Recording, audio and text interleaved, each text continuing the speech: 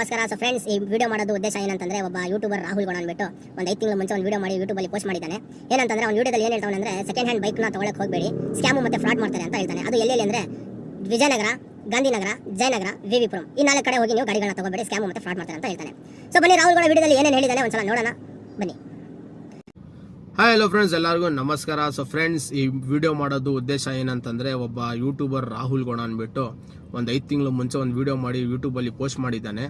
ಏನಂತಂದರೆ, second hand ಬೈಕ್ನ ತೊಗೊಳಕ್ಕೆ ಹೋಗಬೇಡಿ, ಸ್ಕ್ಯಾಮು ಮತ್ತು ಫ್ರಾಡ್ ಮಾಡ್ತಾರೆ ಅಂತ ಹೇಳ್ತಾನೆ. ಅದು ಎಲ್ಲೆಲ್ಲಿ ಅಂದರೆ ವಿಜಯನಗರ, ಗಾಂಧಿನಗರ, ಜಯನಗರ, ವಿವಿಪುರಂ ಈ 4 ಕಡೆ ಹೋಗಿ ನೀವು ಗಾಡಿಗಳನ್ನ ತಗೋಬೇಡಿ, ಸ್ಕ್ಯಾಮು ಮತ್ತು ಫ್ರಾಡ್ ಮಾಡ್ತಾರೆ ಅಂತ ಹೇಳ್ತಾನೆ. ಸೊ ಬನ್ನಿ, ರಾಹುಲ್ ಗೌಡ ವಿಡಿಯೋದಲ್ಲಿ ಏನೇನು ಹೇಳಿದ್ದಾನೆ ಒಂದ್ಸಲ ನೋಡೋಣ ಬನ್ನಿ. ವಿಜಯನಗರ, ಜಯನಗರ, ಗಾಂಧಿನಗರ, ವಿವಿಪುರಂ ಇಲ್ಲೆಲ್ಲ ಸೆಕೆಂಡ್ಸ್ ಬೈಕ್ ಶೋರೂಮ್ ಗಳಲ್ಲಿ ಯಾರಾದ್ರೂ ಬೈಕ್ ತಗೊಳ್ತಾ ಇದ್ರೆ ಅದರಲ್ಲಿ ಈ ವಿಡಿಯೋ ನೋಡಿದ್ಮೇಲೆ ದೇವ್ರು ನಿನ್ಗೆ ಒಳ್ಳೇದ್ ಮಾಡ್ತದ, ನಿನ್ ಜನ್ಮಕ್ಕೆ ಹೋಗೋ. ಸೊ ನೋಡಿದ್ರ ಫ್ರೆಂಡ್ಸ್, ರಾಹುಲ್ ಗೌಡ ವಿಡಿಯೋದಲ್ಲಿ ಹೇಳ್ತಾನೆ, ಸೆಕೆಂಡ್ ಹ್ಯಾಂಡ್ ಬೈಕ್ ತೊಗೊಳಕ್ಕೆ ಹೋಗಬೇಡಿ. ಈ ನನ್ನ ವಿಡಿಯೋ ನೋಡಿಕೊಂಡು ನೀವು ಸೆಕೆಂಡ್ ಹ್ಯಾಂಡ್ ಬೈಕ್ ತೊಗೊಳಕ್ಕೆ ಹೋಗ್ತಿದ್ದೀರಾ ಅಂದರೆ ಜೊತೆಲಿ ಒಂದು ಟೋಪಿ ತೊಗೊಂಡು ಹೋಗಿ ಅಂತ ಹೇಳ್ತಾನೆ. ಮಿಸ್ಟರ್ ರಾಹುಲ್ ಗೌಡ, ನೀವು ಟೋಪಿ ಹೆಲ್ಮೆಟ್ ಏನು ತೊಗೊಬರ್ಬೇಡಿ, ನೀವು ಹಂಗೆ ಬನ್ನಿ, ಒಂದು ಆಕ್ಟಿವಾ ತೊಗೊಳ್ಳಿ, ನಿಮಗೆ ನಾವು ಫ್ರೀ ಆಗಿ ಒಂದು ಹೆಲ್ಮೆಟ್ ಕೊಟ್ಟು ನಿಮ್ಗೆ ಕಳಿಸ್ತೀವಿ ಸೇಫ್ ಆಗಿ, ಅದ್ರ ಬಗ್ಗೆ ಏನು ತಲೆ ಕೆಡಿಸ್ಕೊಬೇಡಿ. ಸೊ ಮಿಸ್ಟರ್ ರಾಹುಲ್, ನೀವು ವಿವಿಪುರಂ ಬಗ್ಗೆ ಮಾತಾಡ್ತಿದ್ದೀರಲ್ಲ, ಎಷ್ಟು ವರ್ಷದಿಂದ ನಿಮಗೆ ಗೊತ್ತಿದೆ ವಿವಿಪುರಂ? ಎಷ್ಟು ಗಾಡಿಗಳು ತೊಗೊಂಡೋಗಿದ್ದೀರಾ ವಿವಿಪುರಮಿಂದ? ಗೊತ್ತಿಲ್ಲ, ಒಂದು ತೊಗೊಳ್ಳಿಲ್ಲ ಅನ್ಸುತ್ತೆ. ಮತ್ತು ವಿವಿಪುರಂ ಎಂಥ ಬಜಾರ್ ಅಂತ ನಿಮ್ಗೆ ಗೊತ್ತಿಲ್ವಾ? ಗೊತ್ತಿಲ್ಲ ಅಂದರೆ ತಿಳ್ಕೊಳ್ಳಿ, ಇಲ್ಲಾಂದರೆ ನಾನು ತಿಳಿಸ್ತೀನಿ ನೋಡಿ.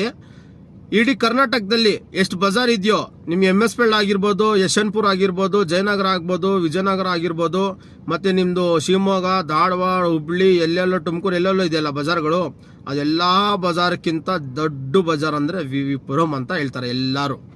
ಆಯಿತಾ? ಎಲ್ಲರೂ ಹೇಳ್ತಾರೆ, ನಾನೇ ಅಲ್ಲ, ಎಲ್ಲರೂ ಹೇಳ್ತಾರೆ. ಯಾಕಂದರೆ ಇಲ್ಲಿ 125 ಅಂಗಡಿ ಇದೆ. ಎಷ್ಟಿದೆ? 125 ಅಂಗಡಿ. ಮತ್ತು ಈ ಬಜಾರ್ ಯಾವಾಗಿಂದ ಇದೆ ಗೊತ್ತಾ ಮಿಸ್ಟರ್ ರಾಹುಲ್? ಗೊತ್ತಿಲ್ಲ ಅಂದರೆ ಅದನ್ನು ಹೇಳ್ತೀನಿ. ಒಂದೊಂದು ಊರಲ್ಲಿ ಒಂದೊಂದು ಬಜಾರ್ ಇದ್ದೇ ಇರುತ್ತೆ. ಈ ಎಲ್ಲ ಬಜಾರ್ಕ್ಕಿಂತ ದೊಡ್ಡ ಸಮುದ್ರ ಯಾವುದಂದರೆ ವಿವಿಪುರಂ ಅಂತ ಹೇಳ್ತಾರೆ. ಅರ್ಥ ಆಯ್ತಾ? ಈ ಬಜಾರಿಂದ ವಿವಿಪುರಂ ಬಜಾರಿಂದ ಒಬ್ರು ಇಬ್ರದಲ್ಲ, ಸಾವಿರಾರು ಜನದ ಮನೆಗಳು ನಡೀತಿದೆ. ಹೆಂಗೆ ಗೊತ್ತಾ ಹೇಳ್ತೀನಿ ನೋಡು. ವಿವಿಪುರಂ ಬಜಾರು ಇಲ್ಲಿಂದ ಗಾಡಿಗಳು ಎಲ್ಲೆಲ್ಲಿ ಸಪ್ಲೈ ಆಗುತ್ತೆ ಗೊತ್ತಾ? ಬೆಳಗಾವಿಗೆ ಹೋಗುತ್ತೆ, ಬಳ್ಳಾರಿಗೆ ಹೋಗುತ್ತೆ, ರಾಯಚೂರು, ಹುಬ್ಳಿ, ಧಾರವಾಡ, ತುಮಕೂರು, ಕೋಲಾರ ಇಲ್ಲೆಲ್ಲ ಗಾಡಿ ಹೋಗೋದು ವಿವಿಪುರಮಿಂದ. ಅರ್ಥ ಆಯ್ತಾ? ಎಲ್ಲ ಗಾಡಿ ಎಲ್ಲ ತಿಂಗಳಿಗೆ ಇಷ್ಟು ಗಾಡಿ ಅಂತ ಹೋಗುತ್ತೆ ಒಂದೊಂದು ಅಂಗಡಿಯಿಂದ. ಅವ್ರವರು ಕಾಂಟ್ಯಾಕ್ಟ್ ಇರುತ್ತಲ್ಲ ಡೀಲರ್ಸ್ದು. ನಾವು ಫ್ರಾಡ್ ಮಾಡಿದರೆ, ಆ ಥರ ವಿವಿಪುರಮಲ್ಲಿ ಫ್ರಾಡ್ ಇದ್ದಿದ್ರೆ ಅಲ್ಲೆಲ್ಲ ಅಲ್ಲಿಂದ ಬಂದು ಇಲ್ಲಿ ಗಾಡಿಗಳು ತೊಗೊಂಡು ಹೋಗಲ್ಲ. ನೀನು ಗಾಡಿ ತೊಗೊಂಡಿದ್ಯಾ ಅಂತ ನಿನಗೆ ಕೋಪ ಬಂದು ನಿಂದು ಎಕ್ಸ್ಪೀರಿಯನ್ಸ್ ಅಂತ ನೀನು ಹೇಳ್ತಿದ್ಯಲ್ಲ, ನೀನು ಗಾಡಿ ತೊಗೊಂಡಿದ್ಯಲ್ಲಪ್ಪ, ನೀನು ಯಾರು ಗೊತ್ತು ನೀನು ಅಂಗಡಿಯಲ್ಲಿ ತೊಗೊಂಡಿದ್ಯೋ ಅಥವಾ OLXಲ್ಲಿ ನೋಡಿಬಿಟ್ಟು ಯಾವುದೋ ಮರದ ಕೆಳಗಡೆ ನಿಂತ್ಕೊಂಡು ನೀನು ಗಾಡಿ ತೊಗೊಂಡಿದ್ಯೋ, ಅದು ನಿನಗೆ ಗೊತ್ತು, ನೀನು ತೊಗೊಂಡಿರೋನು ಗೊತ್ತು, ನಿನ್ನ ಫ್ರೆಂಡ್ ಗೊತ್ತು, ನಿನಗೆ ಗೊತ್ತು, ಯಾರಿಗೂ ಗೊತ್ತಿಲ್ಲ.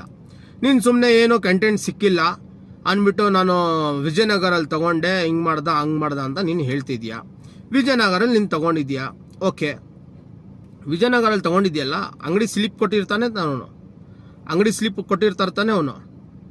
ಅಂಗಡಿ ಸ್ಲಿಪ್ ಇದೆಯಾ ನಿನ್ನ ಹತ್ರ? ಆಯ್ತಪ್ಪ, ನೀನು ವಿಜಯನಗರಲ್ಲಿ ತೊಗೊಂಡಿದ್ಯಲ್ಲ, ಅಂಗಡಿ ಸ್ಲಿಪ್ ಇದೆಯಾ? ಹೋಗು ಅಂಗಡಿಗೆ, ಈ ಥರ ಕೆಲಸ ಇದೆ, ಈ ಥರ ಪ್ರಾಬ್ಲಮ್ ಇದೆ, ಈ ಥರ ನಾವು ಫೇಸ್ ಮಾಡ್ತಿದ್ದೀವಿ, ಇದನ್ನ ಏನಿದೆ ಕ್ಲಿಯರ್ ಮಾಡಿಕೊಡಿ ಅಂತ ನೀನು ಹೇಳು. ಅದು ಬಿಟ್ಬಿಟ್ಟು ನೀನು ಗಾಂಧಿನಗರ, ಜಯನಗರ, ವಿಜಯನಗರ, ಆಮೇಲೆ ವಿವಿಪುರಂ ಅಂತ ನೀನು ಹೇಳ್ತಿದ್ಯಲ್ಲ, ನೀನು ಒಬ್ಬ ಗಾಡಿ ತೊಗೊಂಡಿರೋದಕ್ಕೆ, ಅವ್ನು ಯಾರೋ ಒಬ್ಬ ಕೊಟ್ಟಿರೋದಕ್ಕೆ ಎಲ್ಲರೂ ತಪ್ಪಂತ ನೀನು ಹೆಂಗೆ ಹೇಳ್ತೀಯಾ? ಎಲ್ಲರೂ ಫ್ರಾಡ್ ಮಾಡ್ತಾವ್ರಂತ ನೀನು ಹೆಂಗೆ ಹೇಳ್ತೀಯ ನೀನು? ಇದನ್ನು ನೀನು ಹೇಳಿದ ತಪ್ಪು. ಇನ್ನೊಂದು ಮಾತು ನೀನು ಹೇಳ್ತಿದ್ಯಾ, ಏನು ಗೊತ್ತಾ? ಗಾಡಿ ತೊಗೊಂಡಿದ್ದೀವಿ ನಾವು 2018 ಮಾಡಲ್ಲೇ, 2018ನಲ್ಲೇ ಅದು 1,60,000 ಇತ್ತು. ಇವಾಗ ನಾವು ತೊಗೊಂಡ್ರೆ 1,50,000 ರೂಪಾಯಿ ಗಾಡಿ ಆಯಿತು. ಏನೋ ಒಂದು ಆ ಟೈಮ್ ತೊಗೊಂಡಿದ್ದೀವಿ, 10,000 ರೂಪಾಯಿನೇನೋ ಡಿಸ್ಕೌಂಟ್ ಅಂತ ನೀನು ಹೇಳ್ತಿದ್ಯಲ್ಲ. ನೀನು 2018ನಲ್ಲೇ ಗಾಡಿ ತೊಗೋಬೇಕಾಗಿತ್ತು. 2023ರಲ್ಲಿ ಏನಕ್ಕೆ ತೊಗೊಳ್ತಿದ್ಯಾ? ಗೊತ್ತು ನಿನಗೆ 2023ಯಲ್ಲಿ ಮಾರ್ಕೆಟ್ ಪ್ರೈಸ್ ಇಂಕ್ರೀಸ್ ಆಗಿಬಿಟ್ಟಿದೆ. ಈಗ 1.5 ಲಕ್ಷಕ್ಕೆ ದುಡ್ಡು ಸಿಗ್ತಿಲ್ಲ, ನಿನಗೆ ಗೊತ್ತು. 7 ಲಕ್ಷ, 2.25 ಲಕ್ಷ, 2.25 ಲಕ್ಷ ಇದೆ ಅಲ್ವಾ? ಅದಕ್ಕೆ ನೀನು ತೊಗೊಳ್ತಿಲ್ಲ, ಅದಕ್ಕೆ ನೀನು ಸೆಕೆಂಡ್ ಹ್ಯಾಂಡಿಗೆ ಬಂದಿದ್ದೀಯಾ. ಈಗ ಸೆಕೆಂಡ್ ಹ್ಯಾಂಡ್ ಪ್ರೈಸ್ ಏನಿದೆ ಅದು ತಾನೇ ಅವ್ರು ಕೊಡಬೇಕು. ನೀನು ತೊಗೊಂಡಿದ್ಯಲ್ಲಪ್ಪ, 4 ಕಡೆ ವಿಚಾರಿಸಿದ್ಯಾ ತಾನೆ? ಎಲ್ಲ ವಿಚಾರಿಸಿನೇ ನೀನು ತೊಗೊಂಡಿರ್ತೀಯ. 1.5 ಲಕ್ಷ ನೀನು ಸುಮ್ಮನೆ ಕಣ್ಣು ಮುಚ್ಕೊಂಡು ಕೊಟ್ಬಿಡ್ತೀಯಾ? ಯಾರೂ ಕೊಡಲ್ಲ. ನೀನು ತೊಗೊಂಡಿದ್ಯಾ, ಎಲ್ಲ 4 ಕಡೆ ವಿಚಾರಿಸಿದ್ಯಾ, ರೈಟ್ ಸೆಟ್ ಆಗಿದೆಯಾ, ಗಾಡಿ ಇಷ್ಟ ಆಗಿದೆ, ನೀನು ತೊಗೊಂಡಿದ್ಯಾ. ಅದೇನೋ ಸಣ್ಣ ಪುಟ್ಟ ರೋಡಲ್ಲಿ ಓಡಿಸೋ ಗಾಡಿ, ರೋಡಲ್ಲಿ ಓಡೋ ಗಾಡಿ ಏನೋ ಒಂದು ಆಗಿರುತ್ತೆ. ಅಂಗಡಿ ಅವನಿಗೆ ಹೋಗಿ ನೀನು ಹೇಳ್ಬೇಕಾಗಿತ್ತು. ನೀನೇ ವಿಡಿಯೋದಲ್ಲಿ ಏನು ಹೇಳ್ತಿದ್ಯಾ ಗೊತ್ತಾ? ನಾವು ತೊಗೊಂಡಿದ್ದೀವಿ ಗಾಡಿ, ನಮ್ಮ ಹೆಸ್ರಿಗೆ ಗಾಡಿನೇ ಆಗಿಲ್ಲ, ನಾವು 20,000 ಬ್ಯಾಲೆನ್ಸ್ ಕೊಡಬೇಕು, ಅಟ್ಲೀಸ್ಟ್ ಗಾಡಿ ಆದರೂ ನಮ್ಮ ಹೆಸ್ರಿಗೆ ಆಗಿದ್ದಿದ್ರೆ ನಾವು RTOಗೆ ಹೋಗಿ ಈ ಥರ ಡಾಕ್ಯುಮೆಂಟ್ ಕಳೆದೋಗ್ಬಿಟ್ಟಿದೆ ಅಂತ ನಾವು ಹೇಳಿ ಇಸ್ಕೋಬೋದು ಅಂತ ನೀನು ಹೇಳ್ತಿದ್ಯಾ. ಈ ಥರ ಫ್ರಾಡ್ ನೀನು ಮಾಡ್ಬೋದಾ? ಅಲ್ಲಿ ಅಂಗಡಿ ಒಂದು ಲಕ್ಷಾಂತರ ರೂಪಾಯಿ ಬಂಡವಾಳ ಹಾಕಿ ಅಂಗಡಿ ಮಾಡಿ ಬೋರ್ಡು, ಸೀಲು, ಸಿಗ್ನೇಚರ್ ಎಲ್ಲ ಇಟ್ಕೊಂಡು ಅವ್ನು ಅಂಗಡಿದು ನಿನಗೆ ಸೇಲ್ ಮಾಡಿ ಗಾಡಿ, ನಿನ್ನ ಗಾಡಿ ಓಡ್ಸೋಕ್ಕೆ ಕೊಟ್ಟು 20,000 ನಿನಗೆ ಸಾಲ ಕೊಟ್ಟು ಎಲ್ಲ ಮಾಡಿ ನಿನಗೆ ಗಾಡಿನೂ ಟ್ರಾನ್ಸ್ಫರ್ ಮಾಡಿ ಕೊಡಿ ಅಂದರೆ ಯಾರಪ್ಪ ಮಾಡಿಕೊಡ್ತಾರೆ? ನೀನಾದರೂ ಕೊಡ್ತೀಯಾ? ನೀನು ಹೆಂಗೆ ತಲೆ ಓಡಿಸ್ತಿದ್ಯಾ ನೋಡು. ನೀನು ಹೆಂಗೆ ತಲೆ ಓಡಿಸ್ತಿದ್ಯಾ? ಗಾಡಿ ನಿನ್ನ ಹೆಸ್ರಿಗೆ ಮಾಡಿದ್ದಿದ್ರೆ ನೀನು ಹೋಗಿ RTOಲ್ಲಿ ಕಲ್ದೋಗ್ಬಿಟ್ಟಿದೆ ಅಂತ ನೀನು ಹೇಳಿ ನೀನು ನಿಲ್ಸ್ಕೊಳ್ತೀನಿ ಅಂತ ನೀನು ಹೇಳ್ತಿದ್ಯಲ್ಲ, ಅದೇ ಥರ ಡೀಲರು ತಲೆ ಓಡಿಸಿರ್ತಾನೆ. ನಾನು ಟ್ರಾನ್ಸ್ಫರ್ ಮಾಡಿಬಿಟ್ರೆ ಅವ್ನು ನಾನು ಕೊಡಬೇಕಾಗಿರೋದು 20,000, ಒಂದು 5,000 ಕೊಟ್ಟು RTOಲ್ಲಿ ಈಸ್ಕೊಂಡು ಹೋಗ್ಬಿಟ್ರೆ ನಾನು ಎಲ್ಲಿಂದ 15,000 ಲಾಸ್ ಮಾಡ್ಕೊಳ್ಳಿ ಅಂದ್ಬಿಟ್ಟು ಅವನು ಮಾಡಿಸಿರಲ್ಲ. ಅದು ನಿನ್ನ ತಪ್ಪು. ನಿನ್ನ 20,000 ಕ್ಲಿಯರ್ ಮಾಡೋ ಅವ್ನು ಟ್ರಾನ್ಸ್ಫರ್ ಮಾಡಿಕೊಟ್ಟಿಲ್ಲ ಅಂದರೆ ಅವನು ಕಂಪ್ಲೇಂಟ್ ಕೊಡು. ನೀನು ಅದು ಬಿಟ್ಬಿಟ್ಟು ವಿಜಯನಗರ್, ಜಯನಗರ್, ಇಂದಿರಾನಗರ್, ಗಾಂಧಿನಗರ್, VV ಪುರಂ ಅಂತ ನೀನು ಹೇಳ್ತಿದ್ಯಲ್ಲ, ಯಾವುದೋ ಒಂದು ಕ್ಯಾಮ್ರಾ ಇಟ್ಕೊಂಡು ಯಾವುದೋ ಒಂದು ಸೀನ್ ಮಾಡಿಬಿಟ್ಟು ಒಂದು 2,000ನೋ 3,000ನೋ ಸಬ್ಸ್ಕ್ರೈಬರ್ಸ್ ಇಟ್ಕೊಂಡು ನೀನು ಅವ್ರ ಮುಂದೆ ಶೈನ್ ಆಗೋಣ ಅಂದ್ಬಿಟ್ಟು ಸುಮ್ಮನೆ ಯಾರ್ಯಾರ ಬಗ್ಗೆನೋ ನೀನು ಹೇಳ್ಬಿಟ್ಟು ನೀನು ವಿಡಿಯೋ ಮಾಡಿಬಿಟ್ರೆ ನೀನು ಶೈನ್ ಆಗಿಬಿಡ್ತೀಯಾ? ಅದನ್ನು ಹೇಳೋದು ಬಿಟ್ಬಿಡು. ನಿನ್ನಂಥವ್ರು ಯೂಟ್ಯೂಬರ್ಸು ವಾರಕ್ಕೆ 10 ಜನ ಬರ್ತಾರೆ VV ಪುರಂಗೆ, ಅರ್ಥ ಆಯ್ತಾ? ಎಲ್ಲಿಂದ ಎಲ್ಲೋ ಹೋಗ್ಬಿಟ್ಟವ್ರೆ. ನೀನು ಬಂದಿದ್ಯಾ ಅಥವಾ ನೀನು ಎಲ್ಲಿ ತೊಗೊಂಡಿದ್ಯಾ, ನೀನು ಅಲ್ಲಿ ಹೋಗಿ ಮಾತಾಡ್ಕೋ. ಅವ್ರ ಬಜಾರ್ ಬಗ್ಗೆ ನೀನು ಹೇಳೋದು ಬಿಟ್ಬಿಡು, ಆಯ್ತಾ? ಏನೋ ನೀನು ಏನು ಹೇಳ್ತಿದ್ಯಾ ವಿಡಿಯೋದಲ್ಲಿ, ನನ್ನ ಕಂಟೆಂಟೇ ಬೇರೆ, ನನ್ನ ಸಬ್ಸ್ಕ್ರೈಬರ್ಸ್ ಆಗಲಿ ಅಂತ ನಾನು ಮಾಡ್ತಿಲ್ಲ, ಲೈಕ್ಸ್ ಕಮೆಂಟ್ಸ್ ಬರಲಿ ಅಂತ ನಾನು ಮಾಡ್ತಿಲ್ಲ ಅಂದರೆ ಮತ್ತೆ ವಿಡಿಯೋ ಮಾಡಿದ್ದೆ ಏನಕ್ಕೆ? ನೀನು ನಿನ್ನ ಪ್ರಾಬ್ಲಮ್ ಇದೆ, ನೀನು ಒಬ್ಬನೇ ಹೋಗಿ ಸಾಲ್ವ್ ಮಾಡ್ಕೋ. ಬೇರೆಯವ್ರಿಗೆ ಏನಕ್ಕೆ ಹೇಳ್ತಿದ್ಯಾ?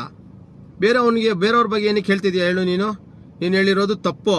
ಸೊ ನಿನಗೆ ದಯವಿಟ್ಟು ಹೇಳ್ತಾ ಇದ್ದೀನಿ, ಆ ವಿಡಿಯೋನ ನೀನು ಏನಿದೆ ಯೂಟ್ಯೂಬಿಂದ ರಿಮೂವ್ ಮಾಡಬೇಕು.